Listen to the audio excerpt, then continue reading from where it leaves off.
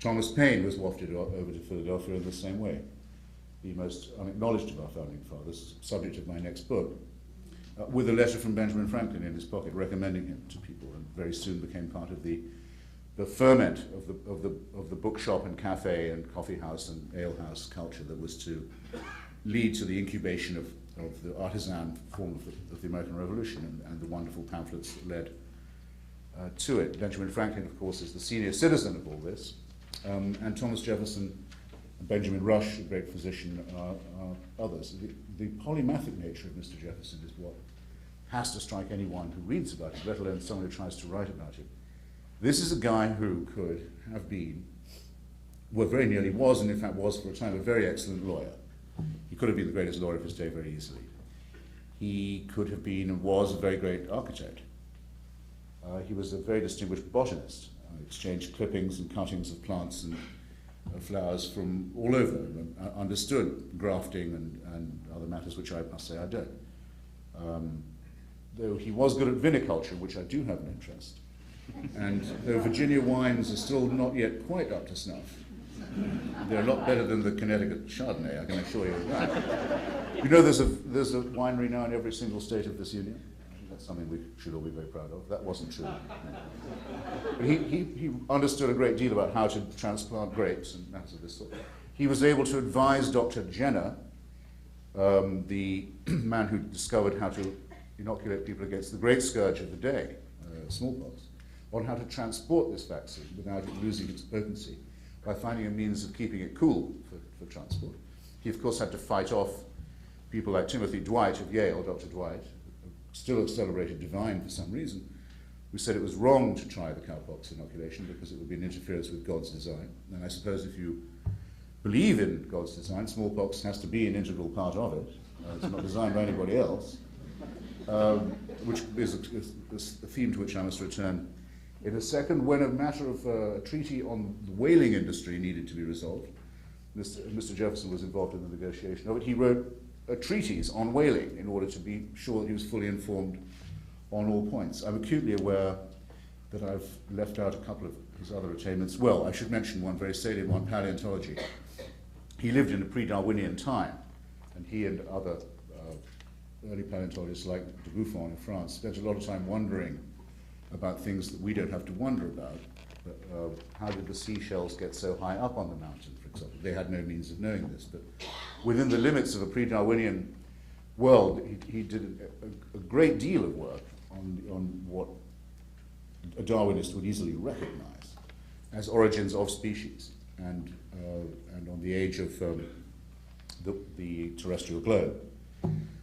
He was an excellent writer, I need hardly add. He designed one of the first copying machines, multiple pen machine, and of course would have been a marvelous librarian. The Library of Congress is still built, in a sense, to the model of indexing and reference that he designed for his own library in Monticello. A real Renaissance man, in other words, and a real man of the Enlightenment, by which I mean that what was being gradually apprehended by all of these medicine men of medicine, scientists, innovators, engineers, experimenters with electricity and lightning and so on, was that it was no longer possible to believe that we were simply at the mercy of the elements or of some capricious divine plan, that within our grasp it suddenly appeared to humans really for the very first time, was the possibility of improving our nature and our lot, not as a dream and not as something to be done by exhortation or self-penalization, but as an actual project, an Enlightenment project of spreading knowledge and information to raise the floor upon which humanity had been dwelling. And this was of the very first importance in incubating our revolution and in forwarding the ideas of the Enlightenment in the New World, and we're rightly grateful that such an extraordinary constellation of talent and industry was all available at one place at the same time. And a very important conclusion that followed from this self-emancipation of humans by knowledge and science and other fields of endeavor, the realization that there was such a thing as a germ theory of disease rather than an evil spirit theory of disease or a curse theory of disease, for example, was that they had to reconsider the place of the divine in the cosmos. I think I can say pretty certainly that Alexander Hamilton was the only one of the founding fathers to have a priest at his bedside when he died.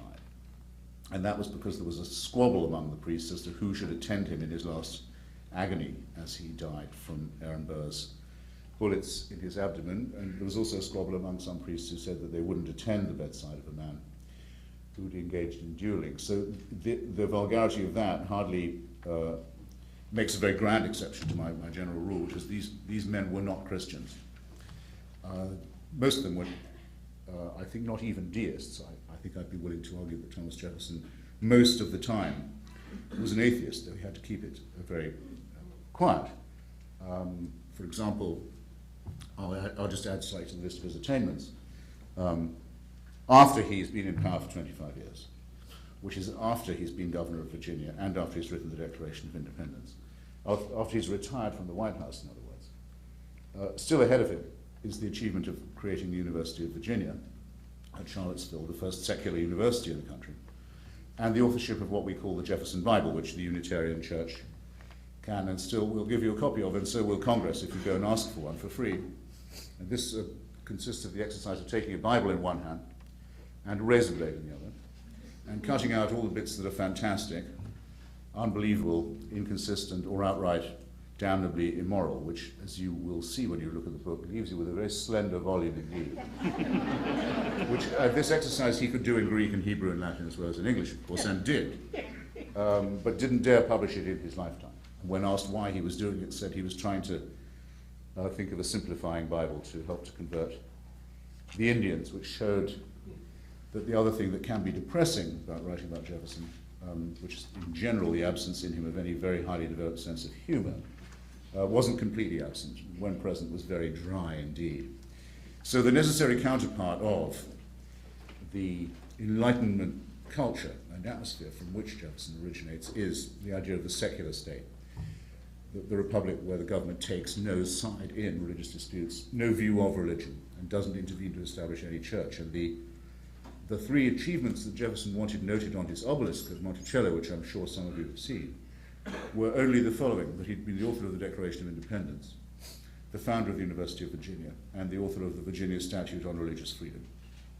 He didn't think it worth mentioning that he'd been Secretary of State, Vice President, and twice President of the United States. Only those three achievements. And of the three, I think the third may be the one of which he was the proudest, because the Virginia Statute on Religious Freedom, which says that in place of a state, Virginia, that had tithed people only to support the Anglican Church, the Church of England, there would not instead be, as Patrick Henry and others had suggested, a state that supported all churches out of tithes. Everyone had to pay to support all churches. Instead, there would be, logically and philosophically and morally correctly, a state that supported no churches, left them to support themselves and protected them from each other and everyone from anyone who didn't want to go. No other country in the world, in the history of the world, has ever adopted this as its constitutional practice. And it sometimes seems to me that Americans aren't grateful enough, or aware even enough of their good luck in living in a country where that is the case. And the battle for that statute on religious freedom waged by Jefferson and Madison is, I think, the summa of what was learned and derived from the Enlightenment of Philadelphia and the brilliant way in which they were able to seize that moment to write the Declaration and the founding documents and make sure that we are heirs to this day of that Enlightenment moment. So that's under that heading, and I hope it might elicit a question or two, or a comment. On the question of nation building, it's somewhat equivalent. Jefferson thought that the United States should be a strong country in order to defend these Enlightenment ideas from the encroachments of barbarism and from the existing empires that still dominated not just Europe, but the Atlantic and most of North and South America. Remember, in his day, when he first became president, the United States was to North America roughly what Chile is on the other side of the continent of our southern cone neighbor. In other words, a long, thin, littoral country running north-south, clinging to the coastline just between the mountains and the sea. The United States could have ended up looking like that. Jefferson was absolutely determined that this not be the case, that there be as much expansion as possible of the ideas of the Constitution into the new territories and the expansion of population, the encouragement of people to reproduce and to have the fortitude and the optimism to move out and spread the word.